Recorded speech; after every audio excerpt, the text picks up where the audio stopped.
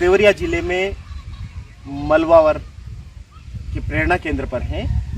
यहाँ पर लेखक, चिंतक और सामाजिक कार्यकर्ता विद्याभूषण रावत जी के साथ आज हम बातचीत कर रहे हैं। नमस्कार विद्याभूषण जी। नमस्कार। आप अपने बारे में थोड़ा बताइए, कैसे आप कहाँ पैदा हुए, कहाँ पढ़ाई लिखाई हुआ, इसके बारे में। देखिए, पैदाइश तो मेरी है उत्तराखंड की, और पहले उत्तर प्रदेश ही था। उत्तर प्रदेश राज्य का हिस्सा था, और ये पौड़ी गढ़वाल ज़िले में एक छोटा सी कस्बा है, म्यूनिसपैलिटी से बोल सकते हैं, दुगड्डा नाम है। और जो दूर के लोग हैं, अगर वो लैंसडाउन आए हैं तो लैंसडाउन से पहले दुगड्डा पड़ता है। तो उस जगह पे मेरी पैदाइश हुई, और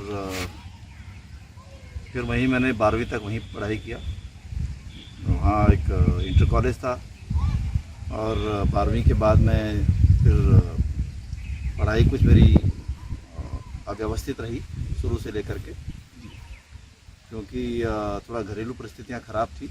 तो फिर मैंने अंततः जो है वो देहरादून में डीएवी कॉलेज से जो है बीए और फिर एमए किया, और अंग्रेजी साहित्य में। और मैं काम भी करता रहा उसी दौरान। मतलब काम मेरे को पढ़ने के लिए काम करना पड़ा, तो मैं जब बीए में था तब से ही मैं कुछ पढ़ाने का, लिखाने का काम शुरू किया था। आप अपने बचपन की परिस्थितियों, बचपन की कुछ यादें, पारिवारिक परिस्थितियाँ, अपने गांव के बारे में। हाँ, बचपन की मेरी पारिवारिक परिस्थितियाँ ये थी कि मेरे पिता का जो देहांत है वो जब मैं 6 या 7 साल का था उस समय हो गया, 5वीं क्लास समझ लीजिए।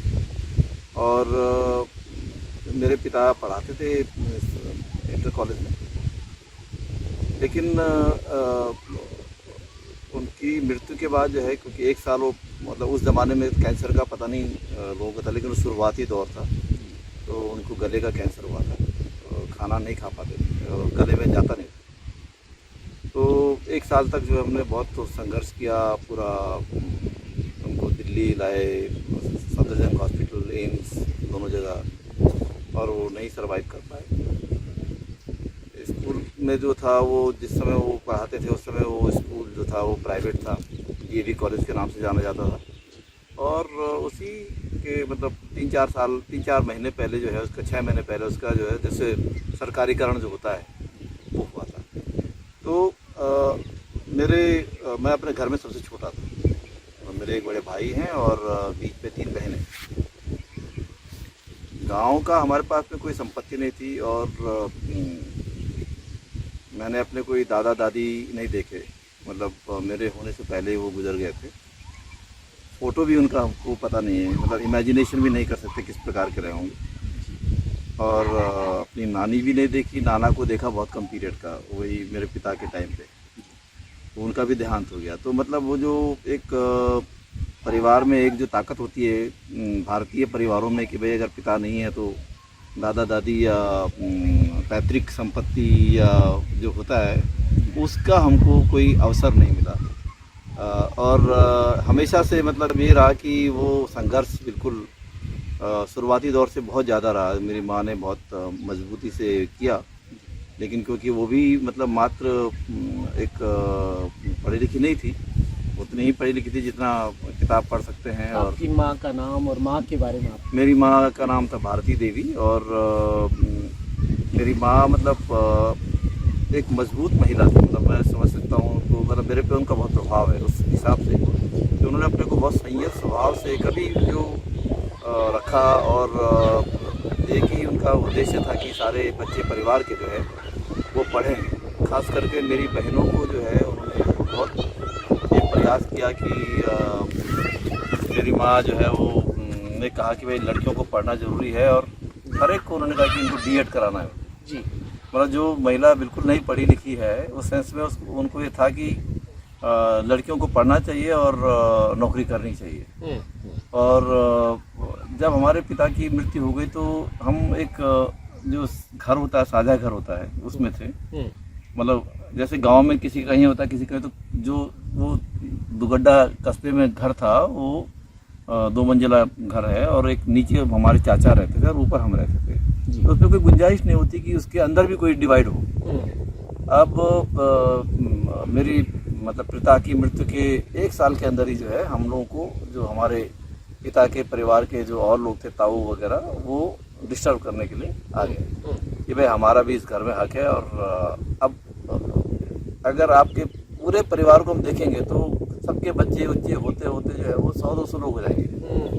अब 100-200 के लिए वो 3 कमरे का मकान जो एक सा पहाड़ों में बनता था, ऐसा नहीं था कि जो प्लेन्स में कि पीछे का मकान कमरा दे दो किसी को, तो वो नहीं बन पाता था।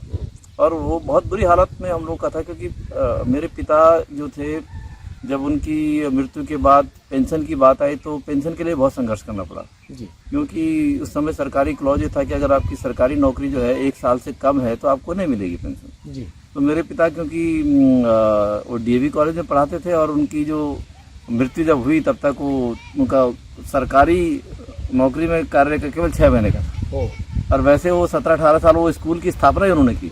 तो फिर मिल पाई पेंशन? बहुत संघर्षों के बाद, और वो बहुत नाम मात्र की होती थी, 150 रुपये जैसे आज की डेट पे होता जी। है, 200 रुपया, इस प्रकार से वो मिली। जी।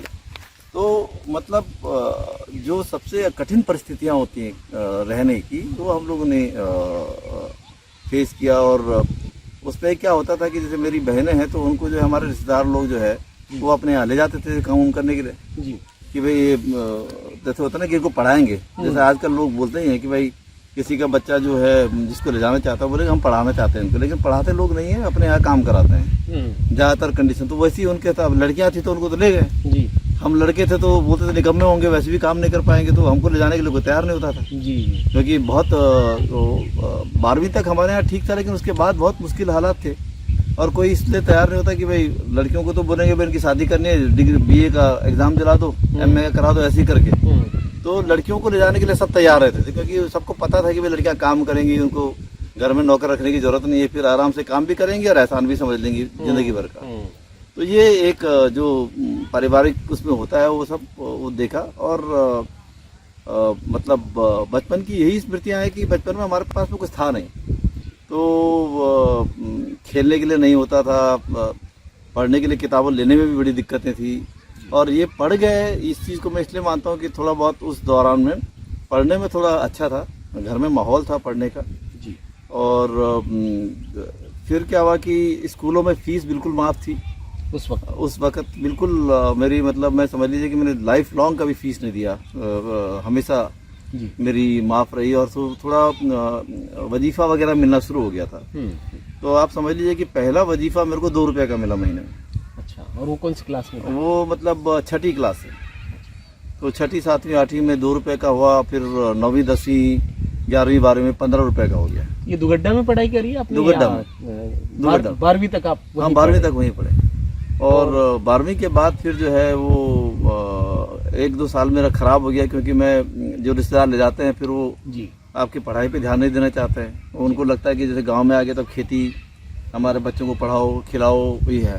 तो वो जो एक माहौल होता है कि जो पढ़ने का, जिनके यहाँ मैं गया हूँ, तो उस चक्कर में मेरा जो है वो साल खराब हो गया जी 2। तो फिर बड़ी मुश्किल से फिर मैं उसमें ऐसी स्थिति में आ गया था कि क्या किया जाए। फिर दूसरे रिश्तेदार ने हमने हमारे, क्योंकि उनके बच्चे कुछ ऐसे स्थिति में थे कि वो चाहते थे कि ये आएगा तो हमारे बच्चे पढ़ जाएंगे, तो उन्होंने जो है मेरे को कहा कि हम आपको देहरादून एडमिशन कराते हैं, आप यहाँ आइए। तो फिर वो देहरादून गया तो उनके 2 बच्चे जो थे वो भी साथ में थे। तो फिर वहाँ मैंने क्या, तो लेकिन मेरी हालत वहाँ ख़राब हो गई क्योंकि मैं गांव का आदमी हूँ, तो मुझे पता नहीं है भाई, गांव का आदमी बोलेगा मेरे को ले जाओ तो पढ़ा लो जी। लेकिन वहाँ जाके ये आ गया कि भाई अब आ तो गया, पैसा कहाँ से आएगा, वहाँ तो मेरी भेज नहीं सकती थी, था ही नहीं कुछ नहीं जी। तो फिर वो स्थितियाँ वहाँ बहुत गंभीर हो गई मेरे लिए। कैसे सर्वाइव? अब सर्वाइव करने के लिए ये किया कि कभी हमारी जो जैसे बहनों की शादी हो गई तो कुछ पैसा कभी कभार वो भेज देते थे, कभी कोई मौसी ने कुछ दे दिया 50 रुपया, और कुछ फिर मैंने जो है ट्यूशन पढ़ाने शुरू किए। तो जब ट्यूशन पढ़ाने शुरू किया और BA कंप्लीट करते करते मैंने जो है फुल जॉब भी ढूंढ लिया वहीं पर ही। एक मतलब वो जॉब थी एक्चुअली अकाउंटिंग का काम सीखा मैंने। और मैं उस दौरान में मतलब आपने क्या BCom वगैरह किया? नहीं, वो करने के लिए कुछ भी करना पड़ता था। तो ऐसा था कि मैं एक कंपनी में गया जी, जो DCM टोयोटा वगैरह गाड़ियाँ बेचती थी, और वो देहरादून की सबसे बड़ी कंपनी थी उस दौर में जी। तो उसके बॉस ने मेरा इंटरव्यू किया, तो उन्होंने कहा कि आप क्या करना चाहते हैं। मैंने कहा जी ये तो पता नहीं कि क्या करना चाहता हूँ, मुझे पता ही नहीं कि काम क्या करना, जी। वो एक्सपीरियंस तो है नहीं। हाँ। तो उसने कहा कि एप्लीकेशन लिखो, तो मैंने एक एप्लीकेशन इंग्लिश में लिख दी। तो वो इम्प्रेस हो गया जी। कि इसका लगता है कि राइटिंग स्किल है, क्योंकि लिखने का आपका मेरे को था। अंग्रेजी हाँ। शुरू से ठीक था या अंग्रेजी कैसे मैंने ठीक हुआ? बहुत मेहनत किया। अच्छा। हाँ, अंग्रेजी मैंने मेहनत इस चीज़ में किया कि जब मैं बीए मतलब इंटरमीडिएट तक मैं मतलब उस दौर में मैं 12वीं क्लास से मेरे लेख छपे हैं। अच्छा। अब मतलब लेख मैंने जैसे पत्र संपादक के नाम होता था तो धर्मयुग जैसे होती थी, दिनमान में पूरा एक मेरा लेख छपा है, जो अभी सतपाल मित्तल उसके बगल में मेरे साथ में ऐसे था। उस समय वो एक गेस्ट एडिटर बुलाते थे और उसमें मांगते थे कि इस विषय पे लिखे। तो मुझे अभी भी याद है कि वो माधवराव सिंधिया की बेटी की शादी थी, जिसमें करोड़ों रुपया खर्च हुआ था, अरबों रुपया खर्च हुआ था जी। और ट्रेन बुक हुई थी, हर एक बाराती को जो है बकायदा कार और सोने की चेन और पता नहीं क्या क्या मिला था। तो उसके ऊपर मैंने लिखा था, और ये नेता भी अपने को बोलते हैं, जन सेवक भी हैं, तो वो दिनमान में काफ़ी बड़ा छपा था। और मेरा भाई वैसे मेरी कभी तारीफ नहीं करता था, लेकिन जब उसने देखा कि इसका आया हुआ है तो बड़ा खुश हुआ कि वह देखे इतनी बड़ी पत्रिका में जो है इसका सेंटर स्प्रेड में बीच में, और बगल में जो है वो भी एक अच्छा पॉलिटिकल लीडर है, सतपाल मित्तल शायद जी। तो उनका वो था। तो फिर जो है जब मैं देहरादून में पढ़ रहा था तो मेरे को जो है अंग्रेजी का अखबार पढ़ने की, मतलब अंग्रेजी का इसलिए मेरे को हुआ कि तो एक तो कमेंट्री सुनते थे हम लोग, तो उससे भी थोड़ा सी आदत पड़ी, और रेडियो मेरा फेवरेट था। अच्छा। और रेडियो में मतलब समझ लीजिए कि 10वीं क्लास से ही मैं रेडियो बहुत सुनता था। तो अब क्या आप अंग्रेजी नहीं की चीजें नहीं, पहले क्या था कि रेडियो में क्या था, समाचार आते थे तो हिंदी के बाद अंग्रेजी, अंग्रेजी के बाद उर्दू, तो सारी भाषाओं को मेरे को थोड़ा थोड़ा जी। वो होने लगा था। और इंग्लिश में एक पिताजी मेरे अंग्रेजी पढ़ाते थे एक्चुअली, और भाई भी मेरा जो है इंग्लिश पढ़ाया। तो ये थोड़ा सी था घर के अंदर एक हल्का सी, लेकिन हमारे यहाँ पे उस दौरान जो थे काफ़ी लोग कंपटीशन की तैयारी करते थे। तो जैसे कंपटीशन सक्सेस रिव्यू मैगजीन आती थी, तो वो देखना शुरू किया मैंने। और एक ज़माने में मेरा जो जीके था वो बहुत मजबूत था, मतलब समझ लीजिए कि वो बचपन में जो है वो औरों के साथ बैठ के जो है सारा मुझे, मतलब वो चाइल्डहुड में, मतलब 8वीं से लेके 12वीं तक में मेरा, मतलब कोई मेरे को पूछता था कि फलाने की करेंसी क्या है, कैपिटल क्या है, उसका झंडा कैसा होता है, उस कंट्री का वो क्या, वो सारा मुझको मतलब फिंगर टिप्स पे याद होता है कि वो है। तो ये जब देखा कि इंग्लिश का अखबार है, अखबार पढ़ने की आदत हमको पड़ी, क्योंकि पहाड़ों में एक है माहौल, और घर पे तो आता नहीं था। तो मुझे याद है अभी भी कि चाय की दुकानों में जाता था सुबह 8 बजे के करीबन अखबार आते थे वहाँ, 8 साढ़े 8 बजे। तो चाय वाले के यहाँ से 2 अखबार आते, नवभारत टाइम्स और जनसत्ता।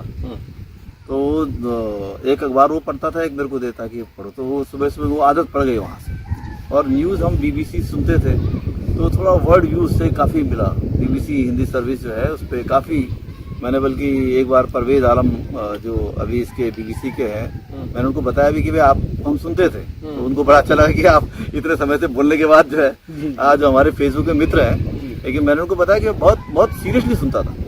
और अब ये था कि हम पत्र नहीं लिख सकते थे, क्योंकि हमको पता ही नहीं था कि लंदन पत्र भेजने के लिए अलग से एयरमेल का भेजना पड़ता है। तो हम पता चला कि 1-2 बार मैंने जो है वो सिंपल लिफाफे में भेज दिया, लंदन लिख करके वापस आ गया, और पेनल्टी लग गई कि भाई तुमने चिट्ठी गलत क्यों भेज दी।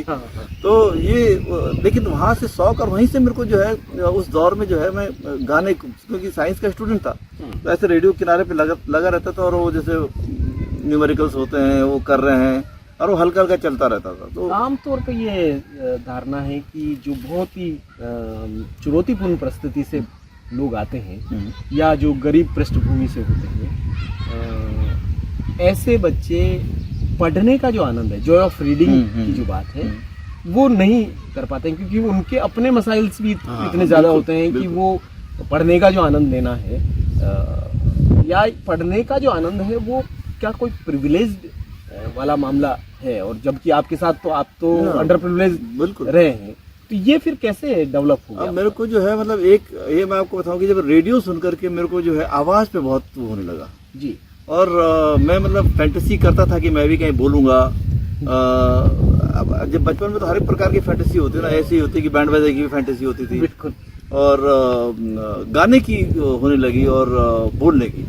तो तो न्यूज़ जो ऑल इंडिया रेडियो पे आती थी तो उसको मैं बहुत सीरियसली सुनता था। उससे उच्चारण को ठीक करना, कैसे बोलना, और उस दौरान तो मतलब आवाज़ वाली मतलब जब मैंने पहली बार टेलीविज़न देखा, क्योंकि हमारे यहाँ टेलीविज़न नहीं आता था, क्योंकि वो दूरदर्शन का सीधे प्रसारण जो होता था तो हमारा थोड़ा घाटी में है तो वो पकड़ता नहीं था, तो उस ज़माने में था भी नहीं। तो जब मैं कहीं जैसे कहीं रिश्तेदार के यहाँ गया तो जब मैं दूरदर्शन के समाचार सुनता था बहुत बोरिंग लगते थे मुझे, क्योंकि मेरे को लगता कि वो समाचार में आदमी का फेस तो है लेकिन उसकी आवाज़ में दम नहीं है। आवाज़ का जो कमाल था वो रेडियो पे ही था। तो ये सब जैसे बीबीसी में मैं हर जो भी बोलता था उसको मैं पहले ही पहचान जाता था। और जैसे देवकीनंदन पांडे आते थे, विनोद कश्यप थी उस दौर में, अशोक वाजपेयी, बहुत ऐसे लोग थे जो उनकी उच्चारण सुनने में जो है मैं अभी भी बता सकता हूँ कि इंदिरा जी की हत्या हुई तो 6 बजे का न्यूज़ बुलेटिन जो था अशोक वाजपेयी ने पढ़ा और बहुत ही गंभीर से कि भाई प्रधानमंत्री की हत्या हो गई। और रात को जब मैं बीबी सुन रहा था तो वो प्रोग्राम जो है आलोक ओंकारनाथ श्रीवास्तव होते थे और वो उनकी आवाज़ ऐसी लहराती कि बोलते कि आवाज़ काँप रही है आज बोलने में, इस प्रकार से। तो मैं मतलब वो सब चीज़ें सुनकर मुझे भी बड़ा पैसन हुआ इन चीज़ों को कि भाई ये कैसे होता है, लेकिन ये पता नहीं था कि कैसे होता है। लोग पढ़ते थे, कोई बोलता था मेरा ये है कि किसी का कार्टून छप रहा है, कोई है, ऐसे लोग थे। लेकिन 82 में जो है आते आते जो है जब मैं इंटरमीडिएट मतलब 82 में मैंने हाई स्कूल किया तो तब तक मैं थोड़ा सी बीबीसी जैसी इंग्लिश सर्विसेज सुनने लगा जी। और जब जैसे मैं बता रहा हूँ ना कि ये स्वर्ण मंदिर का ये सब चीज़ें होने लगी थी तो मैंने पूरा वो जो है वो बीबीसी में मार्क टली की रिपोर्ट पूरी सुनता था। और उसमें एक प्रोग्राम होता था रेडियो में 16 आवर्स, वो हर एक जगह से डिस्पैचेज सुनाते थे। तो उससे मैं अंदाज लगाता, पूरी नहीं आती थी लेकिन मेरे को थोड़ा आवाज़ पहचानने की पता चल गया कि भाई इंग्लिश में ये क्या चीज़ है। उस भाषा के साथ आपकी दोस्ती हो गई। और आप क्या गाने सुनते थे? रेडियो मुझे इतना शौकीन था कि मैं सारे गाने जो थे, एक जमाने में लोगों ने बोला था ये तो जवानी नहीं है, सब पुराने गाने सुनता है। और मतलब वो आवाज़ का मेरे को इतना हो गया कि असल में क्या था कि मेरे अंदर एक मतलब बचपन से ये था मेरे को कि देखिए चाइल्डहुड की एक अलग अलग होती है, हर एक को दादा दादी के साथ में देखता था मैं बच्चों को। मैंने ऐसे देखे दादी अपने बच्चे को नाती को दूध पिलाते हुए देखते हैं भाई कि माँ गई भी दूर जगह, दादी बच्चे को दूध पिला रही है। और ऐसे पैसन चीज़ें हमको कहीं मिला नहीं वो चीज़। तो मेरे को कहीं ना कहीं पर एक अकेलेपन का बहुत वो था कि मेरे को लगता था कि देखिए लोग कितने खुशनसीब हैं कि भाई उनके फैमिलीज है, उनके है। मेरी माँ का थोड़ा ये था कि बहुत मतलब बहुत ज़्यादा वो जैसे होते ना कि ऐसी मायने जो पैम्पर करती हैं बच्चों को कि भाई ऐसा मसाज करने वाले, वो नहीं थी, वो सख्ती थी एक प्रकार से। लेकिन मतलब पढ़ो, उसका कारण ये रहा होगा कि वो अकेली परिवार चला रही थी। सख्त मतलब अच्छी सख्त मतलब सख्त का मतलब ऐसा नहीं कि कोई वो था, लेकिन वो चाहती थी कि पढ़े। और जैसे सुबह का टाइम होगा तो सीधे बोल देगी कि भाई 5 बजे 4 बजे से वो बोलना शुरू हो जाएगी, उठो उठो उठो। सुबह हो गई, धूप आ गई, जबकि वो तो हमको पता है कि तो वो थोड़ा सी चाहती थी कि पढ़ें और अपने पैरों पे खड़े हो जाएं अच्छे से। तो ये जो गानों का उस दौर में हुआ, गाने का मेरा सबसे ज़्यादा हुआ जब मैं मतलब 2 साल मेरे खराब हुए तो उसमें क्या हुआ कि मैं बहुत डिप्रेशन में भी आ गया था। और तब मैं जो गाने सुनता था राज कपूर को खास करके और शैलेंद्र के गाने, तो मेरे को लगता था कि ये मेरे लिए बने हुए जी। घर बार नहीं, संसार नहीं, मुझसे किसी को प्यार नहीं जी। तो मेरे को लगा कि यार कैसा लिखा हुआ है इस आदमी ने गाना, तो ये लगता था कि कुछ ऐसे ही है अपने पे सूट कर रहा है। तो वो सारी चीज़ों से जो है मेरे को जो है डिप्रेशन से बाहर निकलने में बड़ी मदद मिली। मतलब ऐसा कोई डिप्रेशन वर्ड नहीं होता था, लेकिन एक अवसाद की स्थिति अवसाद महसूस की, बिल्कुल आपने बहुत महसूस की। और मैं एक जमाने में था कि मैं घर से बाहर निकलना चाहता था जी। मेरे को लगा कि कैसे बाहर निकलें आप, निकलने के लिए मैं सोचता था कि लोग कैसे पढ़ने के लिए जाते होंगे, कोई ना कोई तो उनको मदद करता होगा। हमको अंदाज ही नहीं था कि कैसे होता है, क्या होता है। तो अब कोई रिश्तेदारों को बोल ही नहीं सकते, कोई तैयार ही नहीं था। तो मतलब वो एक स्टक वाली स्थिति हो गई कि भाई आप फंसे हुए हैं, आप निकल नहीं सकते कहीं से बाहर। क्योंकि मेरे को लगा कि अगर मैं इस माहौल में बहुत समय तक रहा तो मैं शायद आगे नहीं चल पाऊंगा। गाना सुनते हुए केवल आप श्रोता ही थे या आप गाना गाता था जी? मैं खूब एक आदत जो मेरे को बचपन में पड़ी जी, एक तो मैं पढ़ता था तो जोर जोर से पढ़ता था। अच्छा। अब मैं मतलब जैसे मतलब आवाज करते? हाँ, आवाज से, और इतना जोर से पढ़ता कि लोगों को सुनाई देता था। अच्छा। दूसरे 3-4 घर के आगे वाले को पता रहता था कि पढ़ रहा है जी। तो उससे क्या हुआ, जैसे एक एक्सप्रेशन को करने की मेरी आदत जो थी वो ये क्या बचपन- रेडियो की वजह से था? रेडियो की वजह से भी था, और टीचिंग मुझे बहुत पसंद थी। अच्छा तो आप समझ लीजिए कि जब मैं अपनी क्लास में जाता, मेरे टीचर ने मेरा नाम न्यूटन रख दिया था, अच्छा साइंस टीचर ने। जी तो मैं जैसे क्लास 9 बजे की होती थी तो मैं 8 बजे पहुंच जाता था अपने। जी तो जैसे 8 बजे पहुंचे तो बोर्ड होता था, मैं बोर्ड में अपने काम करता था। ओके उसका चौक रहती थी, हाँ उसमें जो गुणा भाग गणित वगैरह सब कर रहा, हाँ और सुबह सुबह और उसमें बोल के भी तो लगता था कोई होता तो था नहीं, हाँ लेकिन वो मतलब बोल रहे हैं तो जब तक टीचर पीछे से आके देखता था कि ये तो कर रहा है काम। तो वो एक वो बोलने की आदत जो है और लिखने की, वो मेरे को बचपन से मतलब 8th 9th 10th से वो हो गया। और उसी में गाना। हाँ, गाने का भी, उसमें गाने भी जोर जोर से गाता तो था। आप उसको सार्वजनिक रूप से गाते थे या मतलब सार्वजनिक मैंने कभी नहीं गाया। अच्छा सार्वजनिक अभी जाके मैंने जो है, जी अगर आपको बताऊं तो अब मेरे जो है वो जो स्टार वगैरह के ऐप आए हुए हैं, अब मैंने बहुत सारे लोग मेरे को चाहते थे कि मैं सार्वजनिक गाऊं अच्छा उस पर, क्योंकि बहुत मेरे वो हैं, अगर मैं उसको शुरू कर दूंगा तो सामाजिक काम सब बंद हो जाएगा। ये भी बात बता दूं, लोगों ने सुने, बहुत लोग मेरे को बोलते हैं कि एक बार किसी का दुबई से फोन आ गया हाँ कि आप इस पे उसके लिए क्यों नहीं करते, मतलब जिससे आपकी अर्निंग हो, हाँ तो आप तो इतना अच्छा गा रहे हैं। मतलब सामाजिक कार्यकर्ता भी मेरे को एक कॉल किया दिल्ली में कि हमको तो पता ही नहीं था कि आप गाना भी गाते हैं। मैंने कहा नहीं, वो गाते हैं लेकिन मैं अपने लिए गाता हूँ, किसी के लिए नहीं गाता। जी अभी भी याद है आपको? अभी भी याद है, बहुत गाता हूँ। नहीं, जैसे आप नदी के किनारे पे हैं और बहुत अच्छा माहौल है, आपको गाना याद आता है जो आप थोड़ा गा सकते हैं? देखिए, मैं तो एक गाना गाता था नदी किनारे के भाई, जी आ चल के तुझे मैं लेके चलूं एक ऐसे गगन के तले, जहाँ गम भी न हो आंसू भी न हो, बस प्यार ही प्यार बने, एक वैसे गगन के तले। बहुत बढ़िया। तो ये आपकी बिल्कुल एक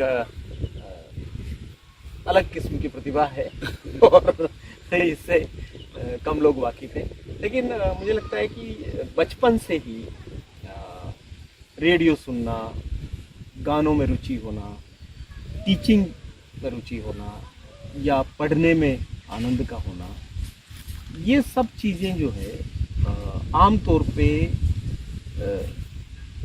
जो ऐसी पृष्ठभूमि से आते हैं जहाँ बहुत विकटता उनमें तो नहीं होती है, लेकिन ये आपका एक अलग तरह का केस है जहाँ आप में ये सब चीज़ें आई।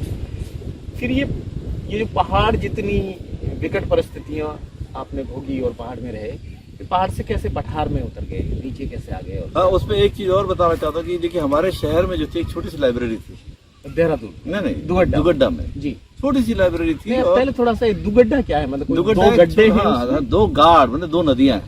अच्छा हाँ, ओके, गाड़ मतलब वहाँ नदी, हाँ, नाले? नदी, नाला नहीं है, नदी है, नदी। परमानेंट नदी, पहाड़ की नदियां होती है, खो नदी उसको बोलते हैं। ओके, उसका संगम है वहाँ पर, अच्छा, और वो घाटी में है। और हम लोग जो है घूमने जाना सुबह शाम, उसकी आबादी जो है, मतलब जिस समय मैंने वो शहर छोड़ा था, वो उत्तर प्रदेश की सबसे छोटी नगर पालिका थी, जो दीपक जी वहीं के चेयरमैन थे। जी ये आपके और मित्र हाँ, जो अब नहीं मित्र जो जिनकी डेथ हो गई, जी, और उस समय भी उसकी आबादी करीबन 2000 थी, और अभी 2000 से कम ही है अभी भी? हाँ, तो वो शहर बढ़ भी नहीं सकता और उतना ही है, और अच्छा है। जी, सब लोग एक दूसरे को जानते हैं। मतलब मैं 20 साल इतने साल छोड़ गया, 82 के बाद से, हाँ, हाँ। 84 में मैं वहाँ से छोड़ दिया था। जी, अभी भी लोग जानते ही हैं कि भाई कौन है, क्या है, उनका पुत्र है, पिताजी का नाम। तो गांव में अगर नदियां थी तो आपने बचपन में हाँ। नहाना वाना, नहीं, तैरना, ये सब किया? पहाड़ी की नदी में तैर ही नहीं सकते ना आप, आपका सर फूट जाएगा तैरेंगे तो। अच्छा। पत्थर वाली होती हैं। ओके, लेकिन और पानी जाते लोग- ठंडा होता होगा? पानी ठंडा है, साफ पानी होता है। जी, और पर ये है कि नदी और पहाड़ों से तो मेरा मोह तभी से है, बचपन से, वो बचपन का वो है। और तो वहाँ पर जो लाइब्रेरी थी, उस लाइब्रेरी में मैं जाता था, उसमें 3-4 पत्रिकाएं आती थी, 3-4 अखबार आते थे। जी, अंग्रेजी के भी अखबार होते थे, मतलब एक दो कौन से अखबार और कौन सी जैसे भाई पत्रिकाएं साप्ताहिक हिंदुस्तान आती थी, धर्मयुग था, ये फिक्स थे वहाँ पर। जी, और अखबार जैसे अमर उजाला पहाड़ में बहुत चलता था, जी, लेकिन जनसत्ता और नवभारत टाइम्स ये भी आ गया, हिंदुस्तान, ये कुल मिलाकर पर सब हिंदी के थे। और एक दो अंग्रेजी के आते थे, हिंदुस्तान टाइम्स वगैरह, जी। इंडियन एक्सप्रेस है, टाइम्स ऑफ इंडिया, 3 फिक्स थे वहाँ पर। जी, तो वो पढ़ के थोड़ा सी आदत पड़ी। और फिर जब मैं देहरादून में आया, BA MA मैंने वहीं से किया, तो देहरादून में आके जो है, जब मैं थोड़ा सी पैसे भी कमाने लग गया, तो मैंने अखबार लेना शुरू किया। तो क्योंकि जहाँ मैं रहता था वो लोग जो है जैसे उन्होंने दैनिक जागरण लगा लिया, तो मेरे को लगता था कि इस अखबार को पढ़ के तो मेरा कुछ कल्याण होने वाला नहीं है। तो मैंने जो है इंडियन एक्सप्रेस लगाया शुरू किया और मैं अखबार को बिल्कुल ऐसा पढ़ता था जैसे वो कोई किताब होगी जी। और जितने लोग आते थे वो सोचते थे कि मैं इंडियन एक्सप्रेस में काम करता हूँ। ओके। क्योंकि मेरा पूरा पेपर जो है वो अंडरलाइन किया होता था हाँ। और उसकी जो कुछ चीजें होती मेरे पास अभी भी उसकी डायरी होंगी। डायरी में मैं हर एक कोई टफ शब्द होता था तो लिख लेता था। जैसे खास करके जो है फ्रेंच वर्ड होते हैं, लैटिन वर्ड यूज करते थे, तो मैं उनको लिख लेता था, बाद में ढूंढता था क्या क्या चीजें हैं ये। और अपने पास मेरे पास अभी भी वो टाइप की नोट्स बुक्स हैं जी, और सारे डॉक्यूमेंटेशन सब है मेरे पास में पुराने। तो वहाँ से हुआ और उसी उसमें पहली बार मेरा आर्टिकल छपा, मतलब एक लेटेस्ट एडिटर में इंडियन एक्सप्रेस में। तो बड़ा लगा कि भाई हम लिख सकते हैं कुछ, क्योंकि था नहीं। कब क्या ये भी ये पहली बार क्या हुआ था कि आप इंद्र कुमार गुजराल जी के भाई हैं सतीश गुजराल, उनका चित्रकार, हाँ जो चित्रकार थे, आप जानते हैं कि वो डेफ एंड डम्ब थे, तो उनका मतलब सुन नहीं सकते थे और बोलने का भी शायद उनका उतना जो भी मतलब था डिसेबिलिटी थी जी, लेकिन बहुत बड़े क्लासिकल राइटर थे। तो उनका एक आर्टिकल था, असल में वो पूरा उसके पीछे एक बैकग्राउंड ये था कि मेहम का कांड हुआ, आपने सुना होगा मेहम का जी। और जिसमें देवीलाल का पुत्र जो चौटाला का बड़ा फेमस है। तो अब चौटाला जो है वो थोड़ा लचक के चलते हैं, देखा उनका थोड़ा सी पैर जो है वो, तो किसी ने जो है चौटाला को जो है कमेंट किया लगड़ा, ठीक है। तो उसके ऊपर जो है अरुण शौरी ने एक वो संपादक थे, उन्होंने एक बड़ा लेख लिखा। आपको भी समय शौरी का बैकग्राउंड पता नहीं था, लेकिन शौरी को बड़ा महात्मा मान के ही चलते थे, बहुत बड़ा वो था भी उस वक्त, मेहनत करके लिखता था, मतलब मेहनत में उनका कोई डाउट नहीं था कि जो। तो वो जब आर्टिकल में उन्होंने लिखा तो उन्होंने बड़ा सवाल किया कि देखिए लैंग्वेज कितनी खराब है, कितना किस प्रकार से आप जो है किसी व्यक्ति के सवाल को किनारे करके उसके शारीरिक उसको आप मुद्दा बना रहे हैं। तो फिर क्या हुआ कि सतीश गुजराल का उसमें एक लेख आया और सतीश गुजराल ने उस पर लिखा कि महाभारत जो हुआ और द्रौपदी का जो महाभारत के जो मूल में जो है वो द्रौपदी की जो क्रूर हंसी है, जो हंसती है वो, जब क्या नाम है उसका, दुर्योधन जो है वो गिर पड़ता है ना उसमें, जब वो हंसती है तो बोलती है कि भाई अंधे का बेटा अंधा ही होगा, है।